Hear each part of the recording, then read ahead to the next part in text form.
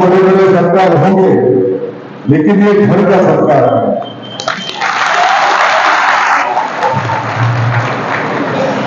महाराष्ट्र के मुख्यमंत्री एकनाथ जी शिंदे साहब के नेतृत्व में जो अपने मालिकाओं के ऊपर यंत्रमाग के बारे में जिम्मेदारी दी गई, मैं सभी मालिकाओं वासियों को और महाराष्ट्र के तमाम यंत्रमाग से संबंधित फिर कामगार से लेकर आनंद ऐसा बोलते कपास उगाने वाले किसान से लेकर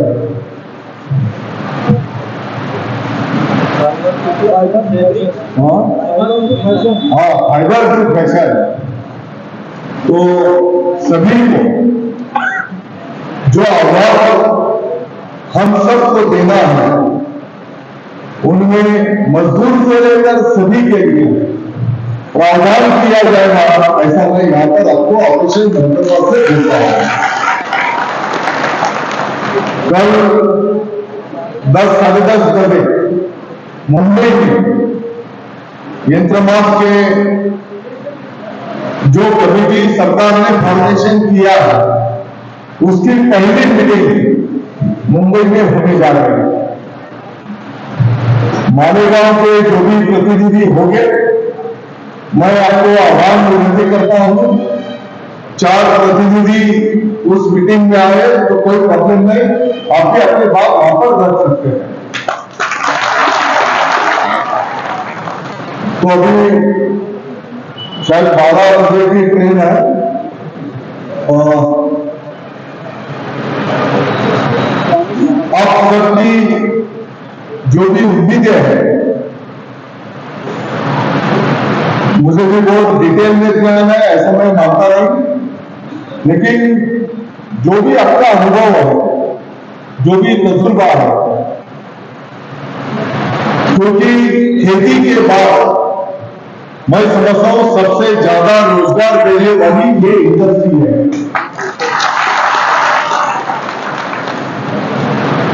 लोगों के हाथ को काम मिलता है, रोजी रोटी मिलती है, और ये इंडस्ट्री चूल्हा जलाने का काम करती है, रोजी रोटी का काम करती है।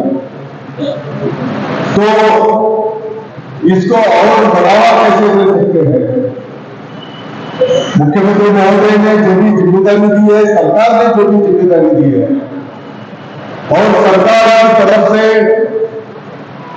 मुझे ऐसा बताया गया है कि जल्द से जल्द अवार्ड सरकार को देना है। तो इसके जो भी नुमाइंदे हैं, फिर आपका मालेगांव होगा, भिवंडी होगा, इचलकरंजी होगा,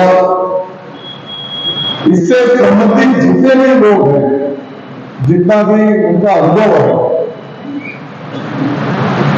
इसके पहले भी मालेगांव के 2-4 मीटिंग अपन किए, आपसे मैंने जितना भी हो सकता है समझ लेने की कोशिश किया है।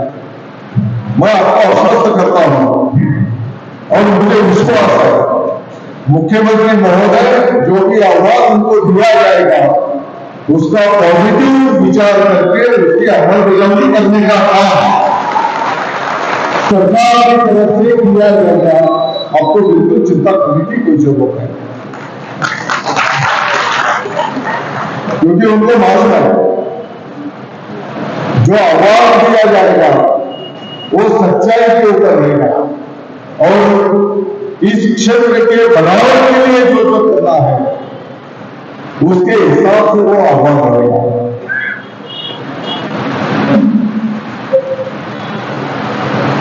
आपके जो भी सुझाव होंगे, जो भी आपके मार्गदर्शन रहेगा, इसके पहले भी कुछ मेमोरेंडम लिखित में दिए हैं, इसके बावजूद आपके मन में और कोई बात होगी तो मैं आपको रिक्वेस्ट करूंगा, मुफ्ती साहब के पास आप अपने सुझाव दे सकते हैं, और जो भी जिम्मेदार संगठन है उन संगठन के पास भी आप अपने सुझाव वहां पर दे सकते हैं, क्योंकि कल शाम को और मैं वापस आने वाला हूं, और मैं समझता हूं और कुछ प्रमुख लोगों की एक 2-4 घंटे की मीटिंग लेगी अपन मालेगांव में, ताकि पूरे डिटेल में समझकर उसको आगे बढ़ाने का काम सरकार की तरफ से ज्यादा कैसे कर सकते हैं। मुझे पता है बिजली के रेट के बारे में कुछ अपने सुझाव है, कुछ सरकार की जो योजनाएं रहती है, लेकिन कुछ धार्मिक कारणों की वजह से उसका ज्यादा हम इस्तेमाल नहीं कर सकते हैं। तो आपका धार्मिक का जो भी नियम है उसको धक्का न लगते हुए उससे रास्ता कैसे निकाल सकते हैं, वैसे भी सरकार को हम सुझाव रखेंगे। मुझे इस बात का भी एहसास है, हमारे मालेगांव में 3.5 लाख से ज्यादा पावर लूम्स है और जो जूने प्लेन पावर लूम, जूने नहीं बोलते पावर लूम, तो प्लेन पावर लूम के बारे में बड़ी इंडस्ट्री अपने मालेगांव में, तो उसके बारे में भी हमको बड़े पैमाने पर सूचना मिलेगा। फिर जिन्होंने उसमें और आधुनिकता लाई है, यही प्लेन पावर को और आधुनिक कैसे कर सकते हैं, उसके लिए भी सरकार की तरफ से क्या सपोर्ट मिल सकता है, और मॉडर्न जो पावर है उसके बारे में भी और क्या करना चाहिए। पीछे अपनी बात हुई साइजिंग है, तो साइजिंग के लिए भी क्या कर सकते हैं, थोड़ा हिंदी समझ लो, एक शब्द इधर उधर हो जाएगा, नहीं तो मीडिया ये लगा रहता है, वो तो ढूंढ गए इसके बाद क्या आप तक कुछ कैसे बोला पड़ेगा।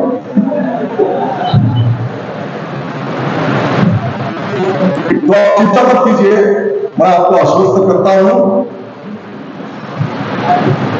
जो महाराष्ट्र की जिम्मेदारी मुख्यमंत्री महोदय ने अपने मालेगांव के ऊपर दी है,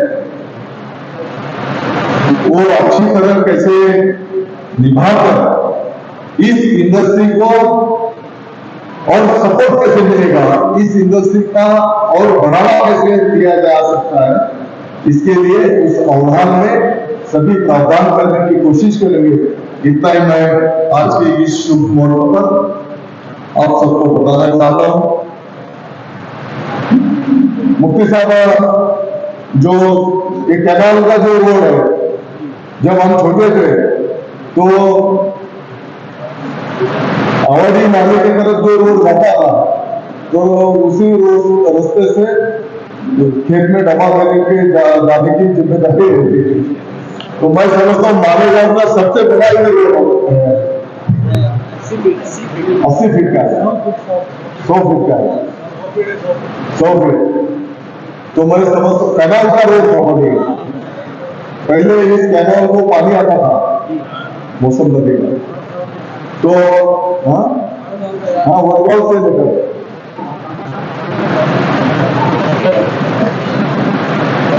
तो ये रोड को हमको अच्छा बनाना पड़ेगा।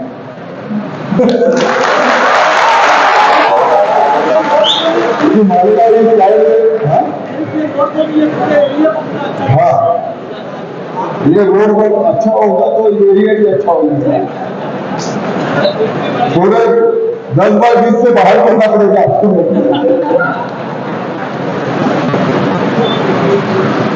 और आप चिंता मत कीजिए, मालेगांव शहर के विकास के लिए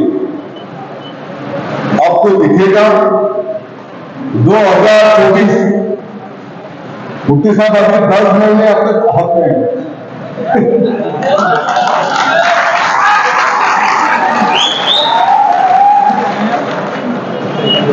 मालेगांव शहर के विकास का चेहरा बदल देंगे, आपको चिंता करने की जरूरत है।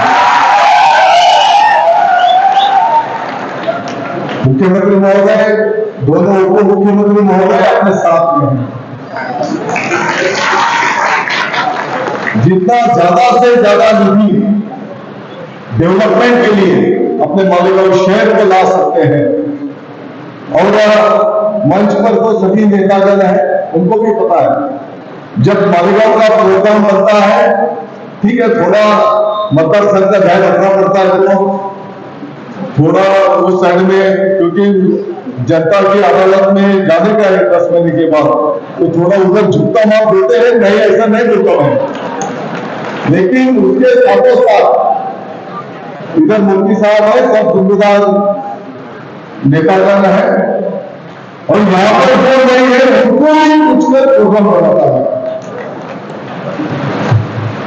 आप उनसे भी पूछ सकते हैं, तो भाई आप कुछ 2 काम 4 काम आप सुझाव मालेगांव शहर के विकास के लिए।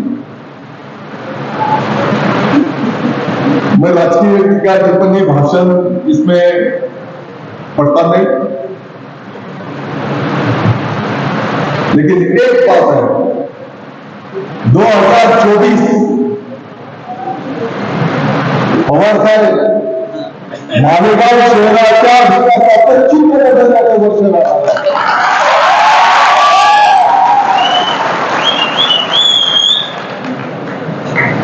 ठीक है, पॉलिटिक्स में टीका टिप्पणी चलती है, वो अपनी जगह पे है,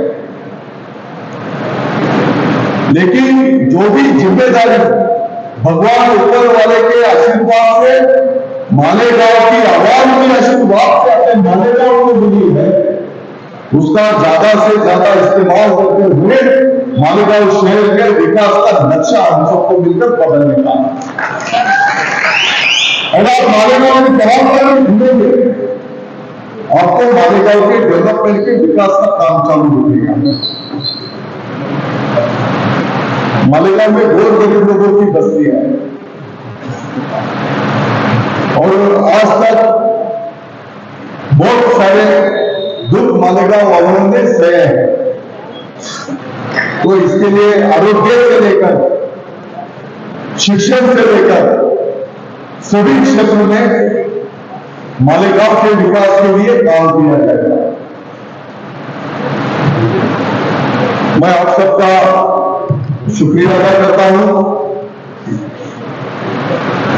और ये घर का सरकार है, घर की शाबाशी को और जोश भरने का काम करती है। तो कल की मीटिंग में आज के आपके आशीर्वाद, आपकी दुआ कल की मीटिंग में आपको दिखाई देगी।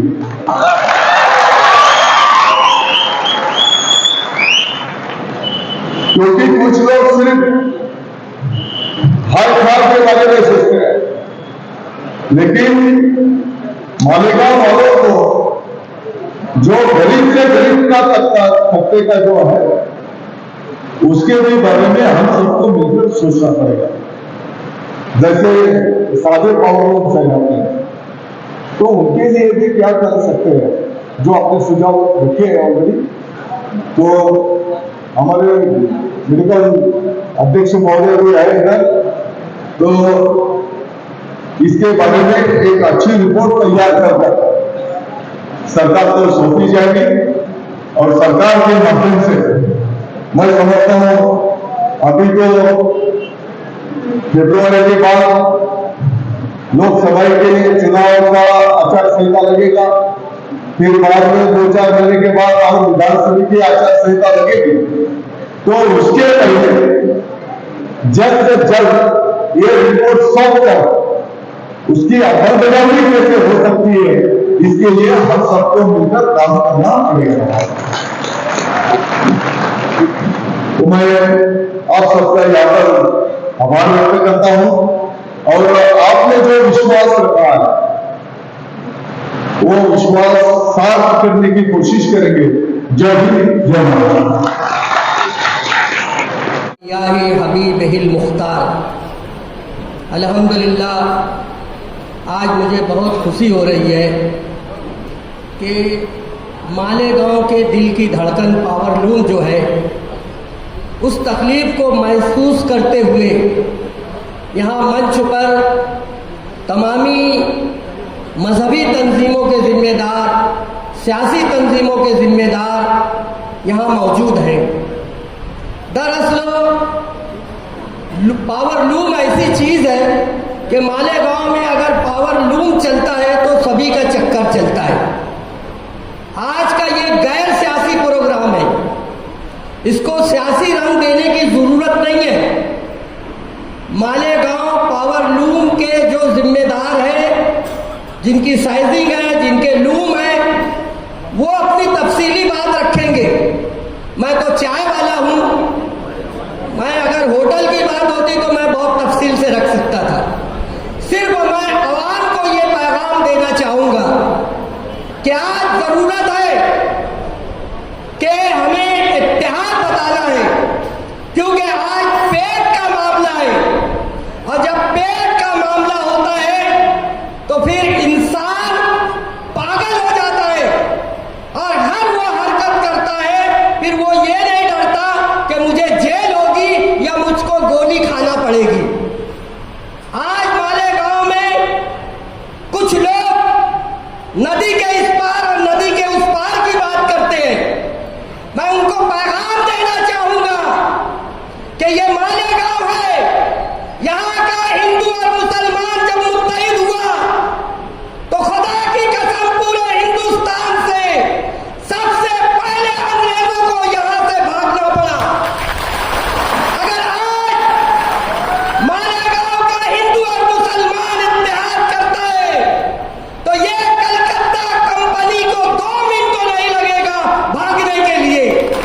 आज सियासत मत करो, आज हम गरीबों के पेट का सवाल है।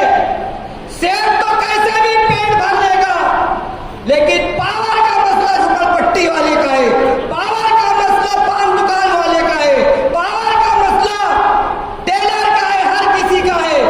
और ये कलकत्ता के गुंडे मालेगांव में आके गुंडागर्दी कर रहे हैं। हम इन गुंडों की गुंडागर्दी चलने नहीं देंगे। इसके लिए जरूरी है कि हम मुत्तहिद हो जाएं।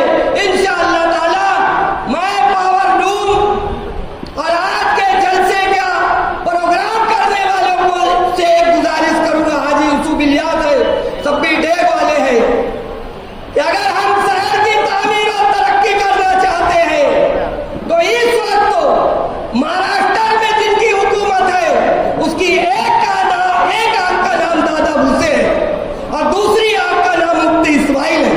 हमें दोनों को लेकर चलना पड़ेगा, जब ही हमारा कारवां आगे चलेगा। अस्सलाम वालेकुम। हमारा मकसद ये है कि इत्तेफाक से दादा भूसे साहब को चेयरमैन बना दिया गया। इससे पहले 3 दफे कमेटी बनाई गई। सब्बी डे वाला और हमने यूट्यूब पे ये बोला कि मालेगांव शहर का क्या कोई ऐसा आदमी नहीं है, ऐसी तंजीम नहीं है जो आप इच्चल करंजी से 10-10 लोगों की तंजीमों को ले लिए हैं। तो उसके बाद मुफ्ती साहब ने हमारे 4 लोगों की कमेटी में नाम डलवाया था। हमारे साथ मुझी वकील है, वो बहुत कायदे पंडित हैं। उन्होंने कहा कि जब तक एजेंडे पे हमारा नाम नहीं आएगा हम नहीं जाएंगे। फिर मुफ्ती साहब को बोला गया कि एजेंडा दोबारा निकाला जाए, तो एजेंडा उस मीटिंग का दोबारा निकाला गया। ये ताकत हमने उस वक्त तो बताई।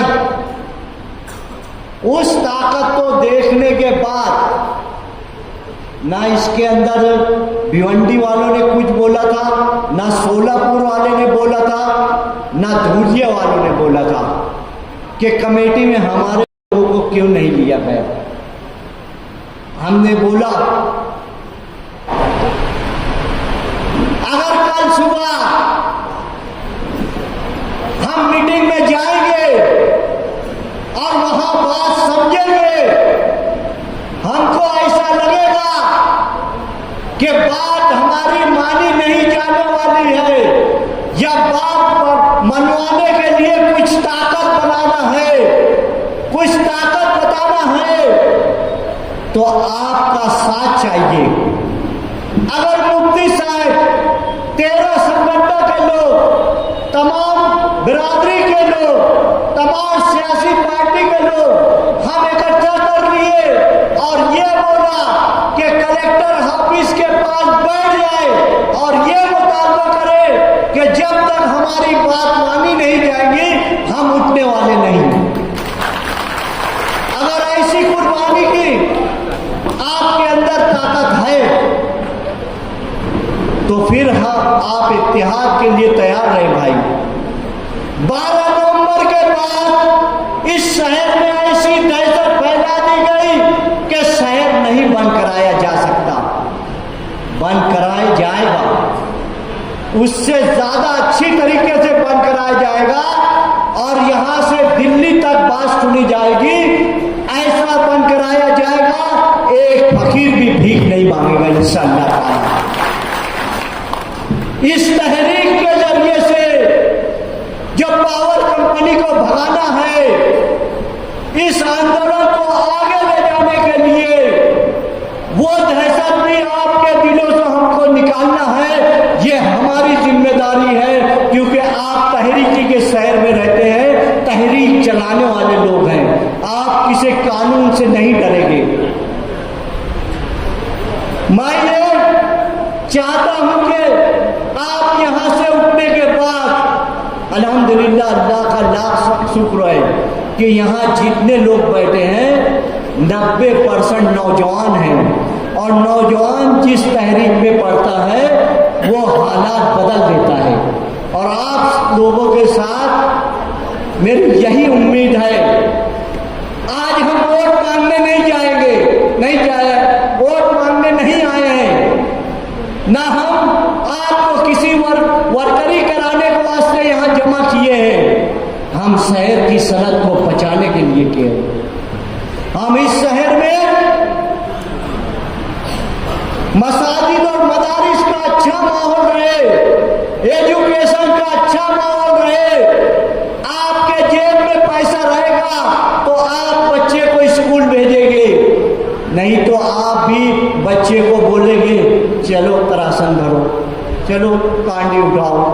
ये हम नहीं चाहते। हम आपका स्टैंडर्ड ऑफ लाइफ वो बढ़ाना चाहते हैं। हर तहरीक में ऐसा ही हुआ है। हम जब 7 दिन बंद कराते थे तो 4 महीना आपकी कोई ड्यूटी कम नहीं होती थी। आपका जो बुनकर है, शेड है, वो घाटे में नहीं जाता था। कोई अपना कारखाना दिखाता नहीं था, कोई अपना घर बेचता नहीं था। ये कोशिश रहती थी। 12 नवंबर के बाद मैं बहुत कोशिश किया कि 7 दिन दिवाली के वक्त बंद हो जाए। आप एक बात ध्यान रखें, जब जब हमारे बिरादरान वतन का 13वां महीना रहेगा, अधिक मास रहेगा, उस वक्त तो आपको ड्यूटी हर हाल में कंट्रोल करना पड़ेगी। आज हड़ताल हो गई, सब ट्रकें रुक गई, 4 से 8 रुपया किलो सूद बढ़ा दिया गया। कपड़ा कोई पूछ नहीं रहा है। अगर हम 7 दिन दिवाली के वक्त को बंद कर दिए थे, इतिहास से बंद कर देते, 1 से 20 तारीख नवंबर की भिवंडी चलकरंजी बंद था तो थोड़ी सुर्खी आ गई। हर एक आदमी ये बोलने लगा कि मेरा बिका हुआ है, मैं बंद नहीं करूंगा। हम हर लोगों से बात करते हैं, एक छोटे बुनकर से बात करते हैं, एक बड़े ग्रुप से बात करते हैं, उसके बाद ही कोई तहरीक चलाते हैं। ये 13 तंजीम पावर कंपनी का जुल्म लड़ के थक गई है। हमारा एक साथी बहुत कानूनी तरीके से लड़ता था तो उसको 45 लाख की उसको बिल दे दिए। वो कई केस लड़ रहा है। हमारी ये कोशिश रहेगी। मैं वकील लोगों को भी दावतनामा दिया था। यहाँ नायब सदर नवीद वकील बैठे हैं। सोहेल डालरिया बोले कि मैं नासिक से 2 वकील दूंगा और दूसरे हिस्सों से वकील बुलाएंगे। हम एक पैनल बनाएंगे जो पावर कंपनी से एकदम कानूनी तरीके से जो वो लूट मार मचाए हैं। 45 लाख रुपया क्या 4 दिन का बिल रहेगा क्या भाई? हमारा एक गरीब आदमी आया, बोले मेरी बिल 500 आती थी, 2700 बिल थी, मैं कहाँ से भरूं, ऐसा बोला। और ये चालाकी करते हैं, घर घूसी के बिल में 100 यूनिट का अलग रेट है, 200 का अलग है, 300 का अलग है। ये आपके वहाँ 2 से 3 महीने बाद आते हैं ताकि आपका रेट ज़्यादा हो जाए। आप जो 500 800 भरते थे वो 2000 3000 हो जाता है। हमें रीडर के ऊपर हर महीने नहीं आया और खड़े होकर देखने का कि ये MRI बराबर ले रहा है कि नहीं ले रहा है। 24 लूम है, 18 HP है, MD सूट लगना ही नहीं चाहिए, उसको MD सूट दे रहे हैं। कौन MRI ले रहा है, क्या कर रहा है? जो उनसे लड़ाई करेगा उसको दबाने की कोशिश की जाती है। और कहां पर आखिरी चल रही है, कहां क्या हो रहा है, ये सब मालूम होने के बावजूद उनके नहीं कुछ कर रहे हैं। सिर्फ पावर रूम बुनकर के साथ, पावर रूम मजदूर के साथ ये लोग नाइंसाफी कर रहे हैं। इनको ईंट से ईंट हमको बजाना है, इतना ही कह के अपनी बात खत्म करता हूँ। की जो ऑफिशियल मीटिंग है, सरकार की तरफ से जो कमेटी बनाई गई है, अभी हमारे मिनिस्टर दादा भूसे साहब ने उसको क्लियर किया, वाजे किया कि वो मीटिंग बम्बई में है, मालेगांव में नहीं। मालेगांव के लोगों को एक ज़माने से बेवकूफ़ बनाया जा रहा है और जिस चीज़ की कोई हकीकत नहीं होती, सच्चाई नहीं होती, उसे लोगों के दरमियान इस तरह पेश किया जाता है कि जैसे ये हकीकत और सच्चाई है। ऑफिशियल मीटिंग का कोई प्रोग्राम मालेगांव में नहीं, लेकिन मालेगांव की आवाम को बेवकूफ़ बनाने के लिए इस तरह का प्रोपेगेंडा किया गया कि 3 जनवरी को रेस्ट हाउस में पावर लूम स्टडी ग्रुप के समिति के जिम्मेदारान आएंगे और उनके सामने बात रखी जाएगी। ये बात बिल्कुल बोगस है, इसका हकीकत और सच्चाई से कोई ताल्लुक नहीं।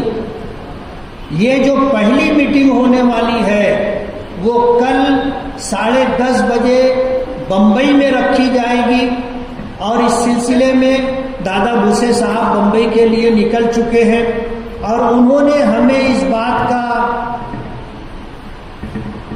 पाबंद किया है कि 15-17 तंजीमें हैं पावर लूम की, जिनमें से 13 लोगों के लेटर पैड छप चुके हैं, कुछ लोगों के लेटर पैड छपने बाकी हैं।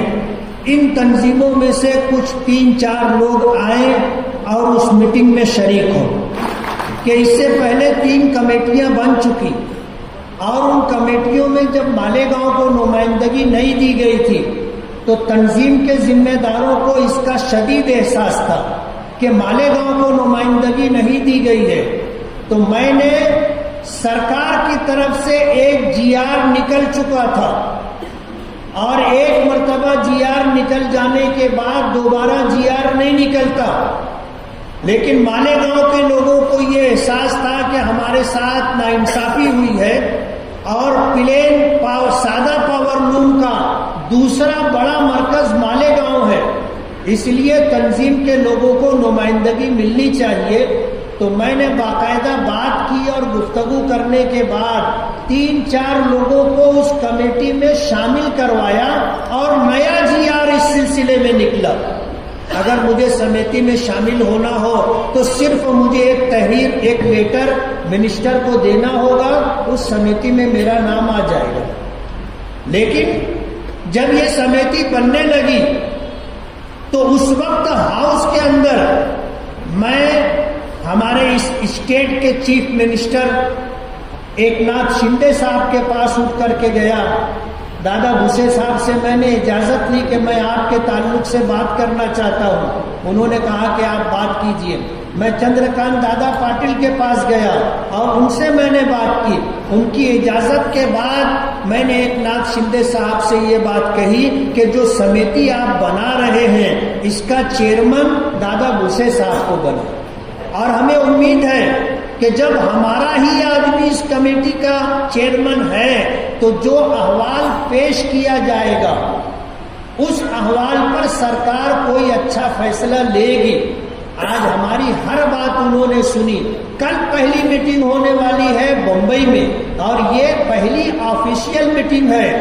आज सिर्फ कारखानेदार और साइजिंग वाले ही परेशान नहीं है, घरगुती यानी घर में जो हम लोग बिजली इस्तेमाल करते हैं वो लोग भी परेशान हैं। पावर लूम बिजली कंपनी आई है, स्टेज पे वो लोग बैठे हुए हैं जो इस बात की गवाही देंगे। मैं इसकी शदीद मुखालफत करता था कि मालेगांव को प्राइवेट बिजली कंपनी के सुपुर्द नहीं करना चाहिए, हमें इसकी मुखालफत करना चाहिए। लेकिन कुछ लोग थे जो बाकायदा मुझे समझाते थे और एक मर्तबा नहीं कई मर्तबा उन्होंने ये बात समझाई कि आप इस बात की मुखालफत मत करो, प्राइवेट बिजली कंपनी आएगी, मालेगांव के बिजली के मसाइल हल हो जाएंगे। अगर ट्रांसफार्मर जलेगा 1 घंटे के अंदर ट्रांसफार्मर लग जाएगा। प्राइवेट बिजली कंपनी आएगी जो आज 50 साल पुराने कंडक्टर हैं और 50 साल पुराना इंफ्रास्ट्रक्चर है, ये सब दुरुस्त हो जाएगा और जो बिजली के ताल्लुक से वोल्टेज कम होता है ये खत्म हो जाएगा और 24 घंटा हमको बिजली मिलेगी। इस तरह समझाया जाता था कि सुन करके हैरत होती थी। आज वो लोग रो रहे और कई मर्तबा उन्होंने ये बात कही कि आप मुखालफत करते थे, हम आपको समझाते थे। आज सूरत हाल ये है कि पूरा शहर चोर हो गया है ना। आज कारखानेदार जो ईमानदारी के साथ बिजली बिल भरता है, यूसुफ सेठ नेशनल वाला ने ये बात कही कि पूरे महाराष्ट्र के अंदर सबसे ज्यादा बिजली बिल भरने में मालेगांव आगे रहा, 1 नंबर पर रहा। मालेगांव के लोग लाइन लगा करके बिजली बिल भरते। आज वो सब चोर हो गए, आज वो सब चोर हो गए। और इसी तरह जो है पुलिस डिपार्टमेंट के भी, आज पुलिस डिपार्टमेंट के लोग अगर यहाँ हो तो मेरी ये बात नोट कर ले कि इस शहर को नशा मुक्त करने के लिए बहुत सारे लोगों ने कोशिश की।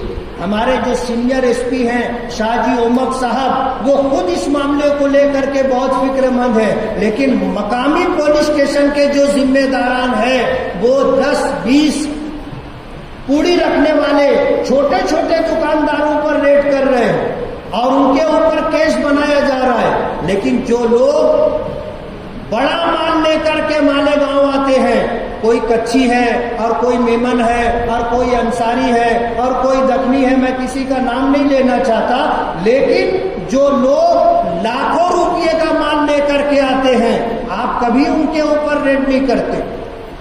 एक किराने की दुकान पर अगर 10-20 पूड़ी मिल गई तो आप केस बना दे रहे हैं। एक पान की टपरी वाला 10-20 पूड़ी अगर रखा है तो आप केस बना दे रहे हैं। लेकिन जो लाखों रुपये का माल लेकर के आ रहे हैं और जो कंपनियां करोड़ों रुपये का माल तैयार कर रही हैं, आज तक आपने उनके ऊपर रेड नहीं की। आज कुत्ता गोली खा करके जिस तरह लूट मार की जा रही है, मालेगांव में जिस तरह 2 व्हीलर की चोरी हो रही है, अब तो बात इससे आगे बढ़ गई 4 व्हीलर की भी चोरी हो रही है, एक चोर भी पकड़ा नहीं जाता। और मालेगांव में ऐसा हो रहा है कि गाड़ी चोरी की जाती है और कुछ लोग आगे कहते हैं कि तुम्हारी गाड़ी मिल जाएगी, तुम 10,000 रुपया दे दो, गाड़ी आपको वापस मिल जाएगी। यानी गाड़ी हमारी चोरी होती है और हमसे 10,000 15,000 ले करके गाड़ी हमारे घर पहुंचा दी जाती है। चोरों ने एक नया तरीका इख्तियार कर लिया। जाहिर बात है बगैर आपकी सरपरस्ती के ये काम नहीं हो सकता, ये हम मान के चल रहे हैं। पुलिस डिपार्टमेंट के कुछ लोग हैं, मैं डिपार्टमेंट के जिम्मेदारान से कहता हूं ये आपकी सफ में काली भेड़ है जो पूरे डिपार्टमेंट की बदनामी का सबब है। 2 व्हीलर चोरी होती है, आप 10,000 रुपया दो, गाड़ी मिल जाएगी, नहीं दोगे गाड़ी चिल्लर हो जाएगी। ये जो सूरत हाल मालेगांव में है इसे बदलना होगा। आज हम सरकार से मुराहत लेने के लिए और प्राइवेट बिजली कंपनी के खिलाफ आवाज बुलंद करने के लिए यहाँ जमा हुए। प्राइवेट बिजली कंपनी, पहले मैं मानता था कि ये मुसीबत है, आज तो सभी समझ रहे हैं कि ये बहुत बड़ी मुसीबत है। और मैं ये प्राइवेट बिजली कंपनी को बहुत साफ सफाई के साथ ये कहना चाहता हूं कि हम कानूनी तौर पर तुम्हारे पीछे लगने वाले, जो एग्रीमेंट इन्होंने किया है, इन्होंने उसको फॉलो नहीं किया। अभी आपने सुना कि 20 करोड़ रुपया सालाना इंफ्रास्ट्रक्चर दुरुस्त करने के लिए इनको खर्च करना था, इन्होंने खर्च नहीं किया। सरकार 20 करोड़ रुपया सालाना खर्च करेगी, वो भी खर्च नहीं हो रहा है। एग्रीमेंट था कि ट्रांसफार्मर बड़े लगाए जाएंगे और कभी ऐसा नहीं होगा कि ट्रांसफार्मर ओवरलोड हो। आज तो ऐसा है कि हमें नया कनेक्शन नहीं मिल रहा है। चोरी करने वाले धूम से जो है अपना काम कर रहे हैं, ईमानदारी से नया कनेक्शन लेने वालों को मीटर नहीं दिया जा रहा है। कहा जाता है कि ये ट्रांसफार्मर ओवरलोड है। अरे ओवरलोड है, उसको अंडरलोड करना आपकी जिम्मेदारी है।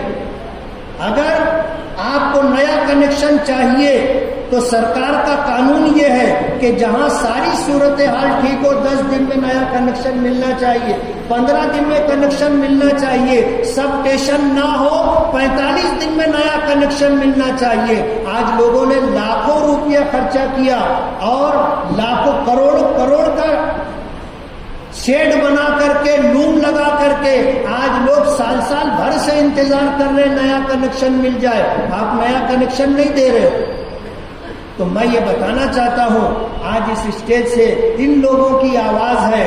हम लोग प्राइवेट बिजली कंपनी के खिलाफ कानूनी तौर पर और इसी तरह जमीन से जुड़ करके इनके खिलाफ तहरीक चलाना चाहते हैं। और जाहिर बात है, चोर हम नहीं है, जो चोर है वो अपने आप को समझ रहा है कि कौन चोर है।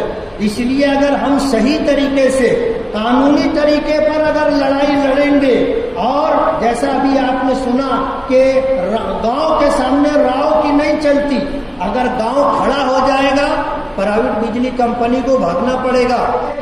प्राइवेट बिजली कंपनी के जिम्मेदारान सुन ले, इस बात को नोट कर ले कि हम पर जो चोरी के इल्जामात लगाए जा रहे हैं, इसी तरह जो है बड़े चोरों को छोड़ करके छोटे लोगों को जिस तरह परेशान किया जा रहा है, कारखानेदारों की अगर 1 महीने की 2 महीने की अगर बिजली बिल बाकी है, कनेक्शन कट कर दिया जा रहा है, ये जुल्म बर्दाश्त हम नहीं करेंगे।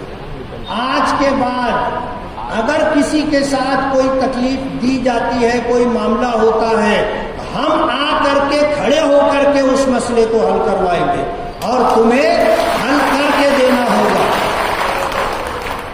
हम आपको कोई मोहलत नहीं देना चाहते कि आप 3 महीने के अंदर ठीक करो, नहीं तो हम ऐसा करेंगे, हम वैसा करेंगे।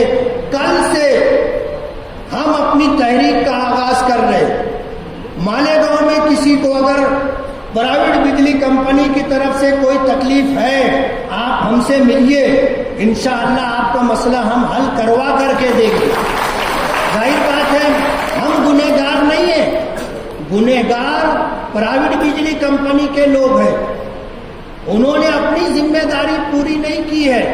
जब उनके साथ बैठकर कानूनी निकात को सामने रखकर बात की जाएगी तो उन्हें क्या, उनके बाप को भी बात माननी पड़ेगी। इसलिए हम यहाँ से एक तहरीक का आगाज कर रहे हैं। आपको अगर कोई तकलीफ है, आप आइए, आकर के मिलिए, हम आपका मसला इंशाअल्लाह हल करने की कोशिश करेंगे। मैं पावरलूम तंजीमों के तमाम जिम्मेदारान को मुबारकबाद दूंगा कि आपने एकजुट होकर के आज इस बात की कोशिश की है और आगाज किया है कि हमारे मुतालबात हल हों। हमारा मसला एक सरकार से जुड़ा हुआ है, एक प्राइवेट बिजली कंपनी से, और इंशाअल्लाह दोनों मरहलों पर हम आपकी रहनुमाई करेंगे और इंशाअल्लाह हमारी कोशिश होगी कि हम सरकार से भी प्लेन सादा पावरलूम के लिए मुराहत हासिल करें और उसी के साथ प्राइवेट बिजली कंपनी से भी निजात हासिल करें। इस बात की हम लोग कोशिश करेंगे। आपका